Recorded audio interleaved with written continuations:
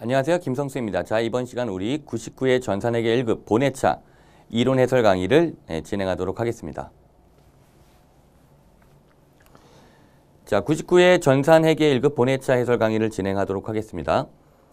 자, 우리가 이 시험이 이제 2021년 마지막 우리가 시행했던 전산 세무회계 시험이었죠. 그래서 2021년 12월 4일 토요일 날 시행했던 이론 시험에 대해서 자, 우리 해설 강의를 지금부터 시작하도록 하겠습니다. 먼저 해설 강의를 진행하기 전에 여러분들 어떻게 2021년 마무리 잘 하실 수 있게 좋은 성과 있기를 바라면서 시작하도록 하죠.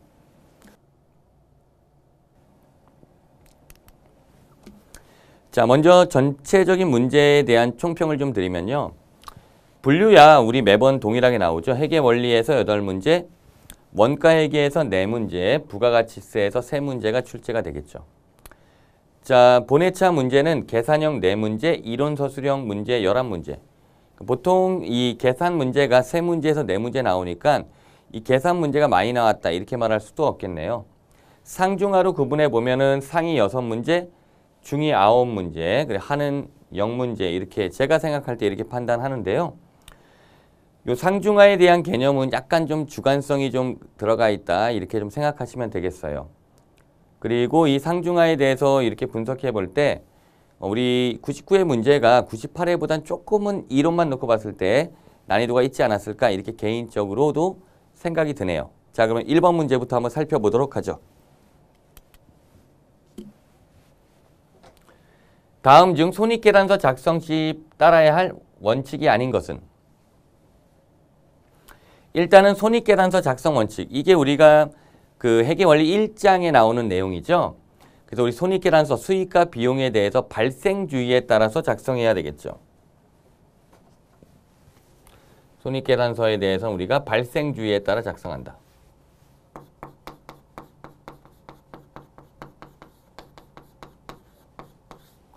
발생주의에 따라 작성을 하니까 수익에 대한 발생주의, 비용에 대한 발생주의가 있겠죠. 그래서 수익에 대한 발생주의를 우리가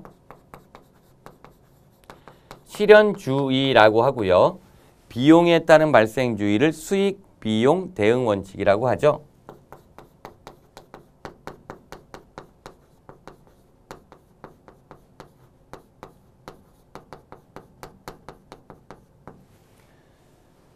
자, 그 다음에 보니까 이 답이 2번이 되겠네요. 순액주의가 아니라 총액주의를 적용해야 되겠죠.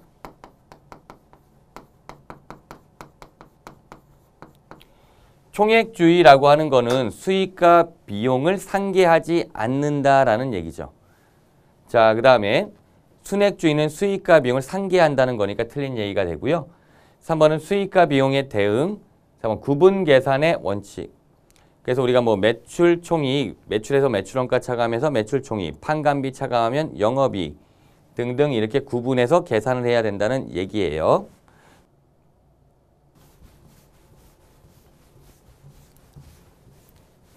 그래서 1번 문제는 기본적인 문제에서 출제가 됐다 이렇게 생각 들고요. 2번은 제가 중을 할지 상을 할지 좀 고민했어요. 중상 정도 되는 것 같은데 근데 일반적인 유가증권 나가면 학생들이 어려워하니까 그냥 상으로 체크했지만은 반드시 맞춰야 될 문제긴 하겠죠. 유가증권에 대한 설명이다. 옳지 않은 것은 단기 매매 증권의 미실현 보유손익. 이게 단기 매매 증권 평가 손익을 말하는 거죠. 자, 얘는 우리가 단기 손익 처리하는 거죠. 단기 손익 중에서는 영업의 손익으로 처리했죠. 2번 매도 가능 증권에 대한 미실현 보유손익. 이게 매도 가능 증권 평가 손익이죠. 자본 항목으로 처리하죠. 자본 중에는 기타 포괄손익 누계액 항목으로 처리하니까 1번과 2번 맞는 말. 3번 만기 보유 증권은 공정가치로 평가하고 재무상태표에 표시한다. 답이 3번이 되겠네요. 만기 보유 증권은 공정가치 평가가 아니죠. 바로 상각 후 원가법을 적용하죠. 이 상각 후 원가법이라고 하는 방법은 바로 유효이자율법에 따라서 이자 수익을 인식하는 방법으로서 사채가 처리하는 방법과 동일한 방법을 말하고 있죠. 마지막 단기 매매 증권, 단기자 들어가 있잖아요. 그러니까 유동과 비유동으로 나눌 때 유동자산으로 분류해야 되겠죠. 답이 그래서 3번이 되겠어요.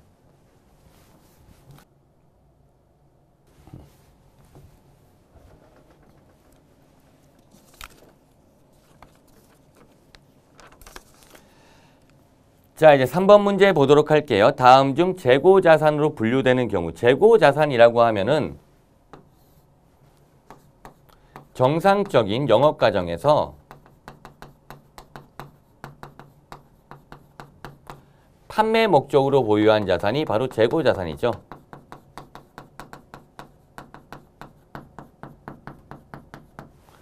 자, 그 다음 문제를 보시면 1번에 도매업을 영위하는 회사가 판매 목적으로 보유하는 상품이니까 답은 뭐 1번이 재고자산이 되겠네요.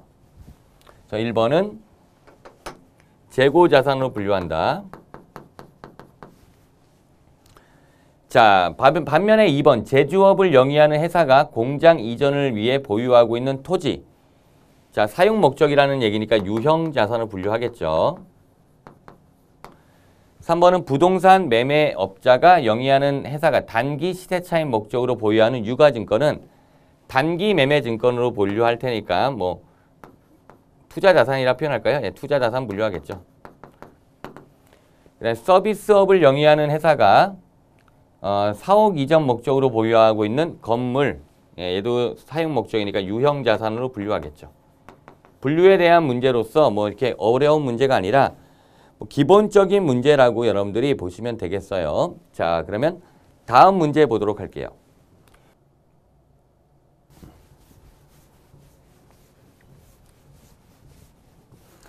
그래서 2021년 우리가 99회 기출문제, 99회 문제는 2021년도 마지막 문제였죠. 대망의 100회는 우리가 새해를 맞이하는 2022년에 보는 첫 번째 시험이 100회 시험이 되겠고요.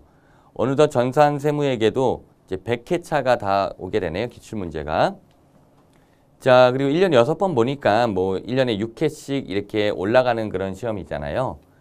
그리고 뭐 코로나19 이 사태임에도 불구하고 여러분들 공부하시면서 직접 또 시험장을 가셔서 이렇게 시험에 응시하신 여러분들에게 어쨌든 격려를 드리면서 99회 시험에 좋은 결과 있기를 다시 한번 이렇게 당부의 말씀드리면서 4번 문제 볼게요.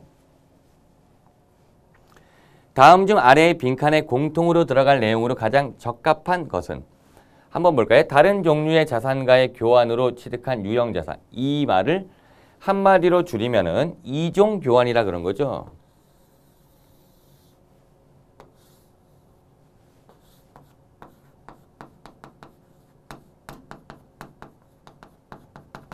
그래서 이종 교환에서 우리가 취득원가를 물어보는 거죠.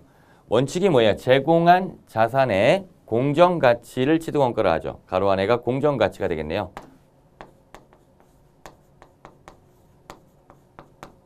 일명 fair value, FV. 자, 다만 교환을 위해 위하여 제공한 자산의 여기도 마찬가지 공정가치가 되겠네요. 공정가치가 불확실한 경우에는 예외적으로 취득한 자산의 공정가치를 취득원가로 한다. 그러니까 이 답은 공정가치가 되는 거니까 뭐 어려운 문제는 아니에요. 다만 교환이라는 그런 파트가 많이 출제되는 부분은 아니라 하더라도 그래서 이렇게 정리하시면 되겠네요.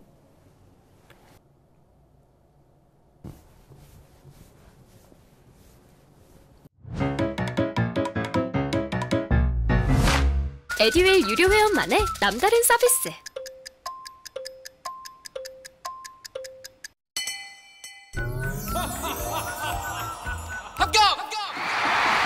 합격하고 돈도 받는 혜택. 오직 에듀윌 유료 회원에게만. 에듀윌. 무료 합격!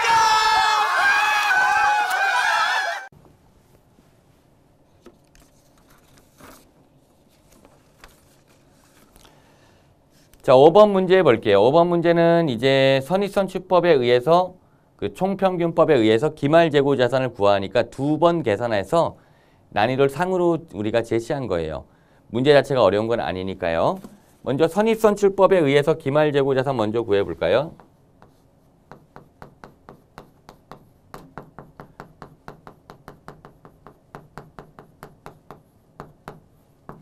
자, 여기서 수량 파악을 먼저 해주세요. 매입이 기초가 10개, 30개, 20개 팔고 10개 매입. 그러면 토탈 50개를 매입했고 그중에 20개가 판매된 거고 기말은 30개. 30개의 원가가 기말 재고 자산이 되겠죠? 판매된 20개의 원가를 물어봤으면 매출 원가를 계산하는 거고요. 근데 기말 재고니까 이 30개만 계산하면 되겠죠. 30개. 선입선출법이라고 하는 것은 먼저 있는 게 먼저 팔려요. 그러니까 기초에 있는 게 먼저 팔려요. 그렇게 얘기한다면 기말 재고는 가장 마지막에 있는 것부터 차고 있는 거예요. 그래서 가장 마지막 매입한 10개고 단가가 11만 원이네요. 자, 이제 20개 더 계산해야 되는데 20개는 그 다음 매입분, 그 전이죠. 예. 20개고 단가가 12만 원이네요. 이렇게 해서 두 개를 합산한 거. 이게 100, 계산기 뭐 있으니까요, 여러분들이. 110만 원, 이게 240만 원. 그래서 합이 250만 원이 되겠네요. 350만 원, 이게 240, 110, 350만 원이 기말 재고 자산이 되겠네요. 자, 그 다음에 이제 총평균법으로 한번 계산해 볼게요.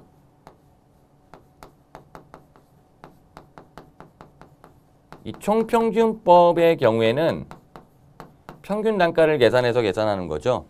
그래서 총평균법에서는 이 평균 단가가 한 개가 나오죠. 전체 평균을 내니까. 자, 그러면 30개에 대한 이제 우리 평균 단가를 계산해 볼게요. 자, 그래서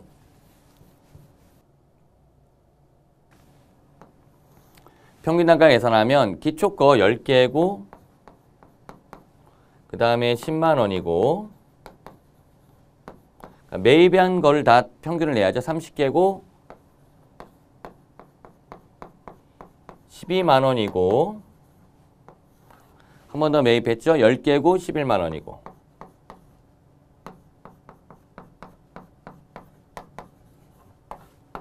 자, 그리고 여기 전체 수량으로 나누면 되겠죠. 전체 수량이 50개가 되겠죠. 이렇게 해서 평균 단가를 계산해요. 그래서 이 평균 단가를 계산하니까 얘가 11만 4천 원 나오네요. 이 평균 단가가 30개고 그래서 계산기를 눌러서 계산하면은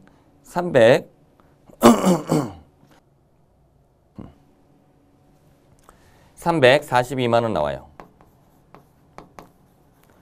자, 여기에 총평균법에 의한 기말 재고죠. 예.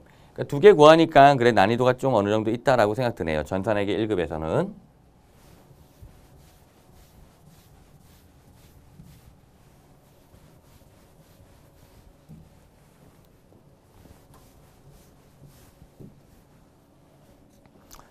자, 6번 문제 보도록 할게요. 6번 문제는 한국은 2021년 6월 1일 대한은행으로부터 5천만 원 상환기간 2년 이자율 연 12% 차입하여 단기 투자 목적으로 삼한전자의 주식을 매입하였다. 2021년 10월 1일 주가 상승으로 이 중 일부를 처분. 이와 관련하여 2021년 재무제표에 나타나지 않는 계정 과목. 뭐 붕괴를 전부 다 하자는 얘기는 아니고 어떤 계정 과목이 나오는지 유추만 하면 되니까 일단은 2021년 6월 1일 차입을 했어요. 차입을 했으니까 이때 차입금이 나오는데 상환기간이 2년이니까 장기 차입금이 나올 거예요.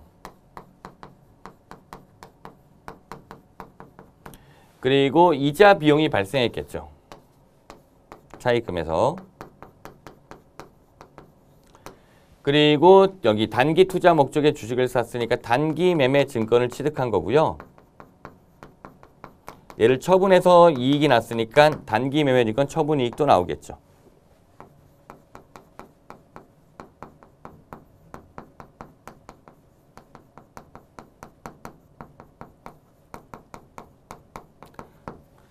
자, 그래서 답이 되는 걸 보시면은 답이 뭐 여기서 3번이 되겠네요. 단기 차입금은 여기서 나타나지 않죠. 장기 차입금이기 때문에요. 그러니까 뭐 굳이 붕괴를 한다기보다는 어떤 게 나오는지 확인만 해주면 되니까 뭐 그런 식으로 풀어주시면 될 것 같아요.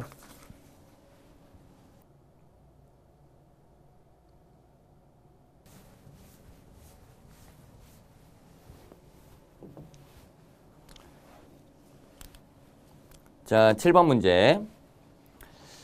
또 에듀윌에서 이제 가다반 서비스를 우리가 제공하잖아요. 그래서 이번에도 12월 4일 토요일 날 가다반 서비스를 제공드렸잖아요. 그래서 또 많은 분들이 또 가다반 확인하시고 또 부분 점수 Q&A를 올려주시고 뭐 그러셨어요. 그래서 뭐 전산회계 1급 같은 경우에는 이제 부분 점수가 나오는 게 좀 명확하긴 하거든요. 그래도 뭐 많은 분들이 질문을 올려주시고 해서 어쩐 그런 많은 분들이 또 이제 참여하신 거에 의미가 있다라고 생각 드는데요. 그래서 전산회계 1급, 그러니까 전산세무회계 시험이 있는 날은 제가 웬만하면 뭐 일정을 좀 취소를 해요. 그래서 원래 이번 주도 원래는 전에 뭐 이게 약속을 잡아놓은 게 있는데 좀 약속을 취소했어요. 왜냐면 그래도 최대한 빨리 그 답변을 달아드리는 게 여러분들한테 좀 도움이 되지 않을까 생각해서 좀 약속을 좀 취소하고 그다음에 좀 대기하면서 이제 가다방 올라오는 거 확인하고 그 다음에 여러분 질문에 최대한 답변하려고 노력을 했거든요. 그래서 당일만 한 200개 저한테만요. 200개가 넘는 질문이 들어왔기 때문에 답변을 달면 또 질문이 생기고 답변 달면 질문 생기고 뭐 이런 식이더라고요. 그래서 최대한 좀 더 어떤 신속하게 답변 달아드리려고 뭐 노력했다. 뭐 이 정도 좀 참고해 주시면 될 것 같아요. 자, 다음에도 이제 100회 시험에도 마찬가지로 또 여러분들이 또 많이 또 이제 가다반, 에듀윌에서 하는 가다반 서비스 그리고 부분 점수 Q&A 많이 참여해 주시기를 부탁드릴게요. 자, 볼게요. 7번 기말 외상 매출금 잔액 5천만 원에 대해 1% 대손 충당금을 설정하려 한다. 기초 대손 충당금이 30만 원이 있었으며 단기 중 회수가 불가능할 것으로 판명된 매출채권 15만 원 대손 처리하였다. 기말 대손 충당금 설정 붕괴. 그러니까 일반적인 대손 문제죠. 그러면 설정 전 대손 충당금을 찾아야 되겠죠. 설정 전 대손 충당금 기초부터 이제 출발하겠죠. 기초 대손 충당금이 30만 원에서 출발하시면 돼요. 자, 여기서 대손이 발생한 게 15만 원이 되겠네요. 그래서 15만 원 대손 발생한 거. 대손이 발생하면 우리가 대손 충당금이 차감되잖아요. 그래서 설정 전 대손 충당금은 15만 원이 돼요. 자, 우리 설정 후 대손 충당금을 찾아야 되겠죠. 설정 후 대손 충당금은 여기 기말 외상 매출금 5천만 원의 1%가 되겠죠. 그래서 50만 원이 되겠네요. 기말 설정 시의 붕괴에 우리가 입력해야 될 금액은 이 금액이 되겠죠. 둘의 차이. 35만 원이 답이죠. 35만 원이 플러스가 된다는 것은 얘는 대손 충당금이 플러스 된다는 의미예요. 그러니까 대손 충당금이 대변에 증가하면서 차변에 대손 상각비라는 비용이 발생하겠죠. 답은 그래서 2번이 되겠어요. 뭐 금액이 다르니까 35만 원만 찾으면 답을 찾는 데는 큰 무리는 없겠네요. 이 정도 문제는 뭐 중난이도로 여러분 대비가 돼 있으셔서 바로 득점이 가능하셔야 돼요.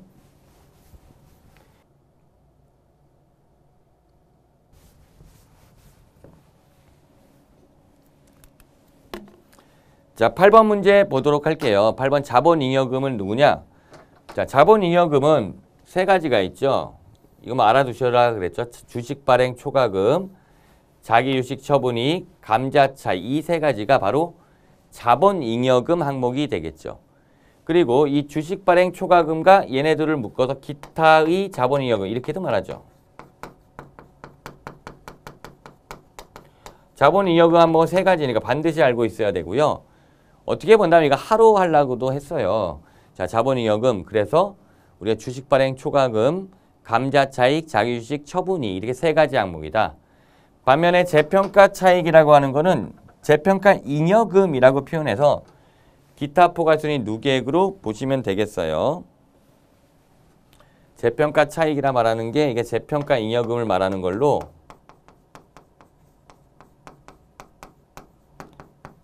기타 포괄순위 누계액 항목이죠. 자본 중에.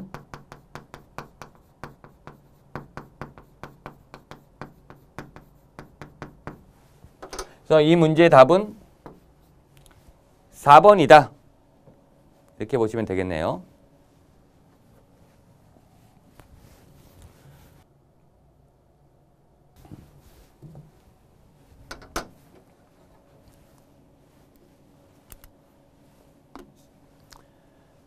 자, 9번 문제 확인해 볼게요. 다음에 제조 원가와 관련된 자료이다. 단기 제품 제조 원가는 얼마일까요?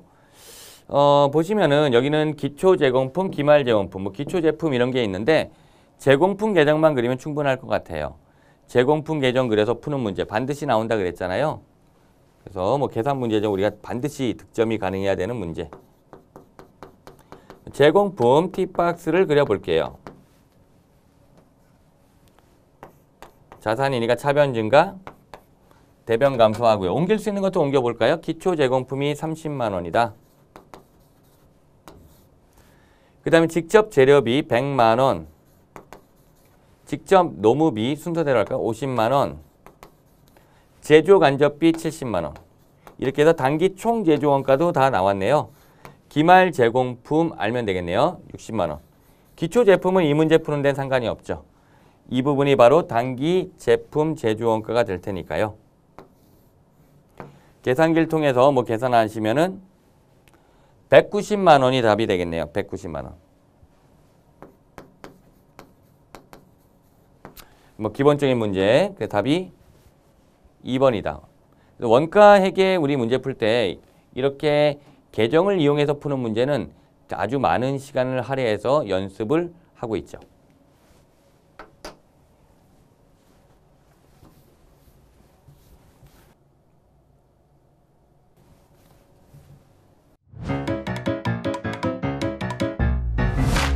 에듀윌 유료 회원만의 특별한 서비스.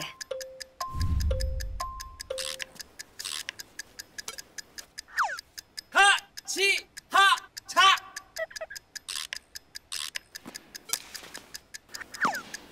같이 하자. 정답! 같이 하자 친구야. 에듀윌 유료 회원.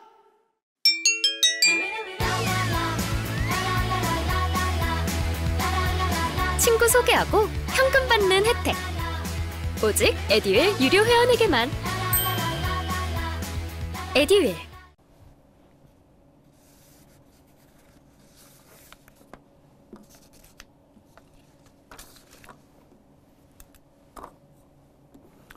(10번) 문제 보도록 할게요. 한국전자는 제조 간접 원가를 배부할 때 직접 노무 시간을 기준으로 배부하고 있다.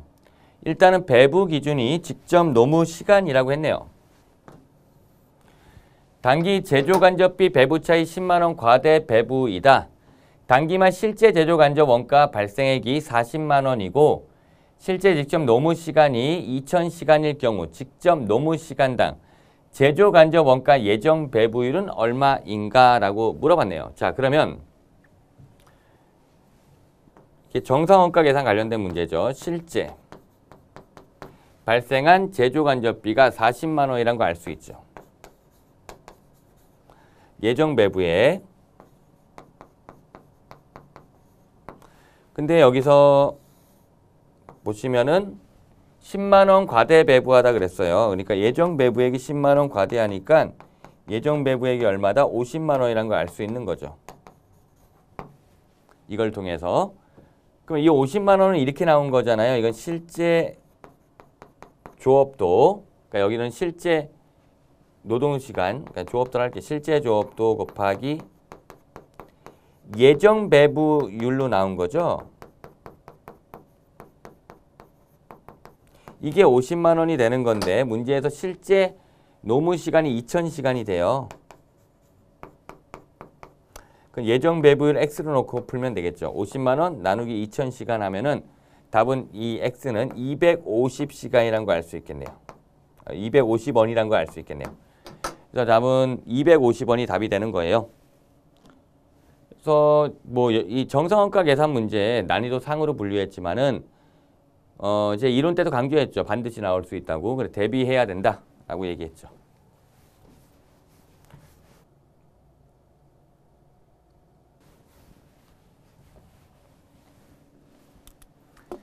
(11번) 문제도 우리가 많이 대비한 문제. 제조 원가 명세서 작성할 때 필요하지 않은 거. 제가 이런 얘기를 했어요. 제조 원가 명세서가 뭐냐라고 하면 이렇게 이해도 돼요. 이게 원재료 계정하고 그리고 제공품 계정을 말하는 거다. 그러니까 다시 말해 이 제조 원가 명세서에서는 이 원재료와 제공품 계정에서 알 수 없는 데이터는 알 수 없다는 거죠. 그게 바로 제품과 관련된 데이터들이겠죠. 그래서 답은 이 문제가 3번이죠. 단기 기말 제품 알 수 없을 거 아니에요.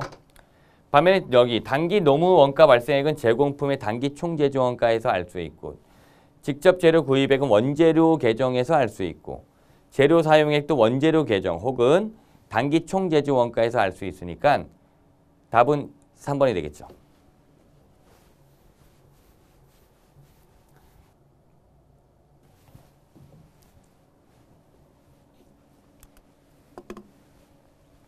(12번은) 정의를 물어본 문제로 제가 하를 할까 중으로 할까 좀 고민했었어요. 그냥 중으로 표기하긴 했지만 하로 봐도 돼요. 보시면 다음에 의사결정과 관련된 원가의 분류 중 하나에 대한 설명이다. 가장 밀접한 관련이 있는 것을 물어봤네요. 자, 본문 내용 한번 볼까요? 자, 과거의 의사결정과 관련하여 이미 발생한 원가로 이미 발생했다. 기발생 원가다. 현재나 미래의 의사결정에 관련이 없는 원가. 이거를 우리가 매몰 원가라고 하죠. 매몰 원가. 답은 그래서 1번이 돼요.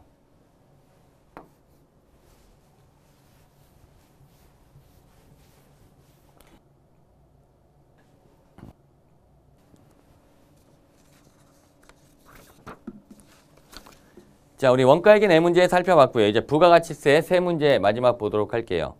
자, 13번 문제. 다음 중 부가가치세 면세 대상이 아닌 것은 과세냐 면세냐. 뭐 쉬운 거 물어봤는데 뭐 답은 바로 보이네요. 1번 항공기에 의한 여객 운송 용료. 이거는 과세죠. 과세죠.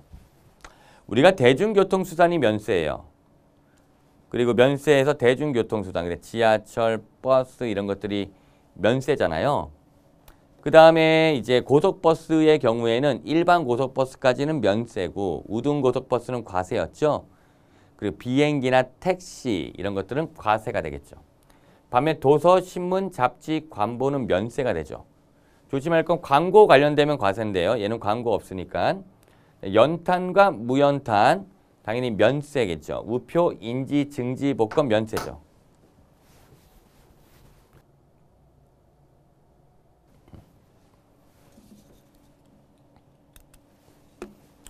자, 14번 문제는 과세표준 물어보는 문제인데 얘도 중 혹은 상, 중상 정도 될 것 같아요. 자, 1번 대송금은 과세표준에서 공제하지 않는다. 공제하지 않는 항목을 우리가 암기를 이렇게 했는데 이거를 대장금 이렇게 암기했죠. 대송금, 판매장려금, 하자보증금 이 과표에서 공제하지 않는 항목이고요. 2번 공급에 대한 대가의 지급이 지체되었음을 이유로 받는 연체이자는 공급가액에 포함한다. 답이 2번이네요. 연체이자는 공급가액에 포함하지 않아요. 포함되지 않는다. 포함되지 않는다. 그래서 우리가 이자 상당액까지는 과표에 포함이 되는데 연체이자는 포함되지 않는다라고 강조를 좀 드렸죠. 그럼 금전 이외의 대가를 받는 경우에는 자기가 공급한 재화나 용역의 시가를 과세표준하죠. 4번 외화로 대가를 받는 후 공급식이 되기 전에 환가된 경우 외화의 경우에는 원칙 선적일 이후에 환가되면 선적일의 기준환율 선적일 이전에 환가되면 그 환가한 가액 여긴 선적일 이전 그러니까 공급 시기 전에 환가했으니까 얘는 바로 그 환가한 가액을 과세표준으로 한다는 얘기죠.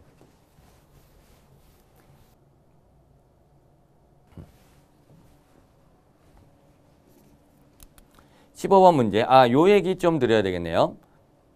자, 여러분들이 우리가 세법이 매년 개정이 되죠.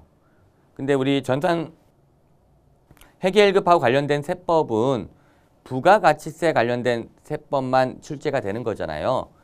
그런데 그 세법이 개정됐을 때 이 전산 회계 시험에서는 첫 번째 시험, 그러니까 100회 시험이 돼요. 내년 2월에 보는 시험은 개정된 내용이 반영되지 않은 상태로 출제가 돼요. 그 이후에 개정된 내용으로 출제가 좀 되거든요. 그러니까 그 부분을 여러분들이 조금 아셔야 돼요. 그렇기 때문에 우리가 신간교재도 1월 달에 나오거든요.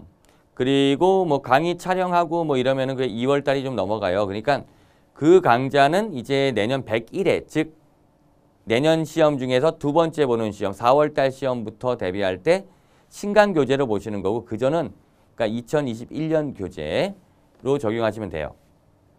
자, 그 얘기를 왜 들었냐? 이 문제가 약간 개정된 내용이 이 문제 말고 이제 특별회에 있었네요. 특별회에 개정된 문제가 좀 출제가 됐거든요. 예, 그때 확인해 보도록 하죠. 옳은 것을 물어봤네. 사업자 등록으로.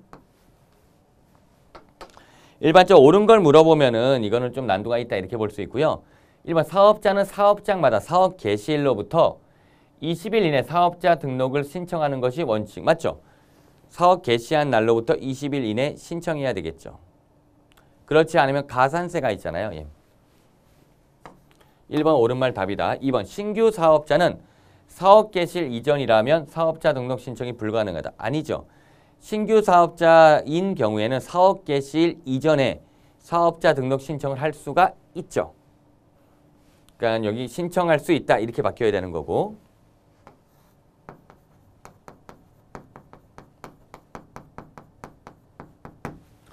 3번은 일반 가세자가 3월 25일에 사업자 등록을 신청하고 실제 사업 개시일은 4월 1일인 경우 4월 1일부터 6월 30일이 최초의 가세기간. 이건 2번과도 연결이 되는데 신규 사업자의 경우에는 우리가 사업 개시일 이전에 사업자 등록 신청이 가능해요. 그러면 여기는 4월 1일 날 사업을 개시했지만 사업자 등록 신청을 3월 25일 날 했기 때문에 가세기간은 3월 25일부터 1기에 대한 가세기간은 6월 30일이 되겠죠. 4번 사업자 등록의 신청은 사업장 관할 세무서장이 아닌 다른 세무서장에게는 불가능하다. 사업자 등록 신청의 경우에는 관할 세무서장에게 하는 게 원칙이지만은 다른 관할 세무서장이 하는 해도 인정이 된다고 했죠. 그러니까 불가능한 게 아니라 가능하다.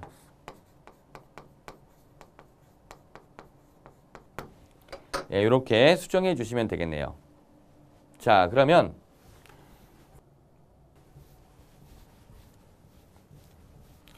본회차에 지금 나왔던 문제를 다시 한번 총론을 보면서 마치도록 할게요. 본회차의 문제를 보시면은 일단 뭐 계산형 4문제, 이론서 수령 11문제, 그리고 상위 6개, 중위 9개로 출제됐어요. 그런데 이제 상으로 체크됐던 것들이 어떤 게 있냐? 다 중이 많으니까 이 유가증권 문제, 그러니까 얘는 중상 정도 난도. 그다음에 여기 5번도 상으로 체크했죠. 이거는 계산을 2번 하니까. 6번도 상인데 어떻게 보면 6번이 어렵지 않을 수 있고요. 얘도 처음엔 중으로 체크했었고요. 그 다음에 10번 문제. 계산을 좀 하니까 상으로 했지만은 우리가 정상원가 계산 문제는 반드시 풀어야 되는 문제에 해당이 되고요. 사실은. 그 다음에 14번 상으로 체크했지만 우리 부가세 과세표현 중요하지 않을까요? 그래서 이자 상당액은 과표에 포함되고 연체이자는 제외된다. 굉장히 중요한 포인트였죠. 그 다음에 15번 사업자 등록. 얘는 옳은 걸 물어봐 상으로 체크했지만은 여기 있는 내용들 모두 정리는 기본적으로 돼 있어야 돼요. 또한 사업자 등록은 또 처음에 있는 부가가치세 총론에 있는 얘기잖아요. 그래서 전체적으로 본다면은 저와 함께 에듀윌에서 같이 이론 준비하신 분들은 제가 볼 때는 충분히 연습이 됐다면 거의 뭐 15문제 다 맞출 수 있는 그런 류의 시험이었다고 생각이 들어요. 하지만 우리가 뭐 100점 맞는 시험은 아니니까 여러분들이 쉽게 나오든 어렵게 나오든 이론에서 12문제 이상을 득점하는 게 고득점 합격의 비법이다라고 말할 수 있겠네요. 자, 이상 여기까지가 99회 본회차 전산회계 1급 해설 강의가 되겠고요. 여러분 합격을 진심으로 기원드리면서 강의를 마칠게요. 예, 수고하셨습니다.